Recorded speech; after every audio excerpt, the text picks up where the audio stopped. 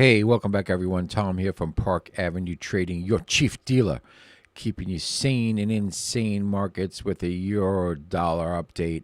It's 9:19 Eastern Standard Time on June 3rd, 2025. So let's get right into it. We had a resistance point right up here at 114.73. Market made a high of 114.54, so I got a little bit rejected there. We have our main support point right there at 113.72. Look at the marketplace, comes right back down to it. It's playing around in this area right now. So what is next? What's happening here? What are the technicals saying? Well, this level definitely has to hold. And sterling dollar is doing a pretty good job of like holding up right around 135 the figure, but you know, we got those Ukraine and Russian war news that could pop out at any time. So we got to be on our toes with this thing. But as it stands right now, let's see something here. I think that the small short-term resistance is going to be coming in at 114 like 12. 114.12 right now, like there, 11.9. That would be like a short-term resistance point for it. If it can't get over this, it most likely is going to break down through the 70, potentially trade back down to 113.12. Let me change this color because it's the same color as the other one. I'll give it a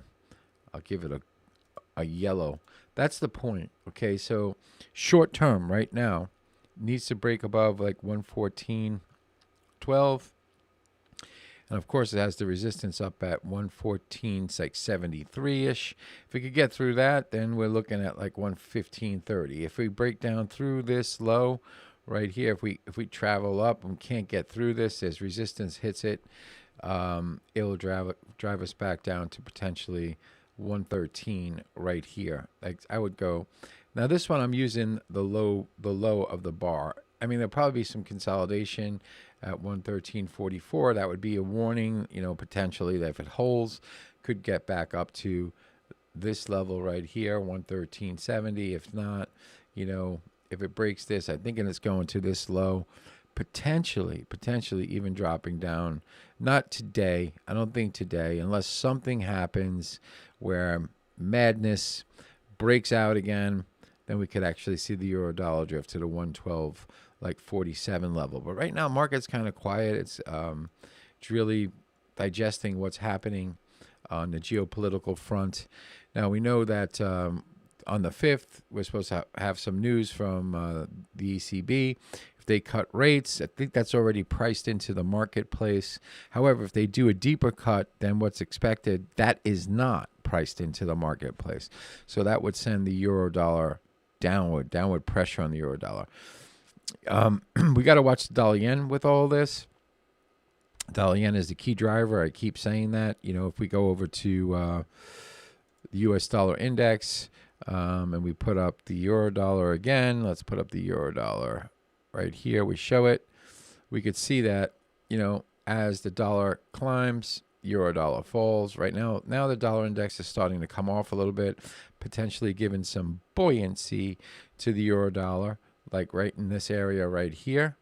Okay, we could turn back up. If this continues lower, then this is going to continue higher. That's the way it goes. That's the name of the game. So we got to watch what's going on in the US dollar index. I keep calling it the DAX. I really shouldn't call it the DAX because I should just call it the dollar index, you know. All right, so that's what we got going on there. If we look at any other drivers of this thing, let's see. Well, we could look at the U.S. stock market, see how the U.S. stock market's holding up because of what the heck's going on in the world. I don't even know what the Dow is doing right now. I think the Dow is going to open in a couple of minutes, but it's basically stable. If we look at the Dow Jones, it's really against the index itself. It's really kind of doing pretty well. You know, the Dow is doing pretty well. So It looks like the market's discounting what's happening over in the Ukraine and Russia. They probably don't want to buy into the fact that there potentially could be more strikes ahead. And I think that we just have to be on our toes. I mean, I just think that it would be prudent just to watch, stay on our toes, make sure that we have a quick exit. If we see something that we don't like, get the hell out. If you're a Euro bull, you know, you're looking for that break of 114, say 12, 114.10, like that. That would show some strength.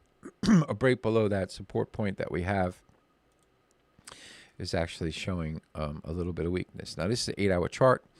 You know, you could drive down into the 1 hours, the 4 hours, the whatever you trade, you know, and you could see that that resistance right there is probably, you know, needs to be broken. All right, so that's what we got going on in good old euro dollar. If you like what you see, please like and subscribe. Share my videos far and wide. I want to build a big trading community, and I can't do it without your help. So I look forward to you sharing my videos. And also head over to Park Avenue Trading and get yourself a free ebook. And I'll see you in the next update. Don't forget, I'm going to be doing sterling yen next. Check that one out. Cheers.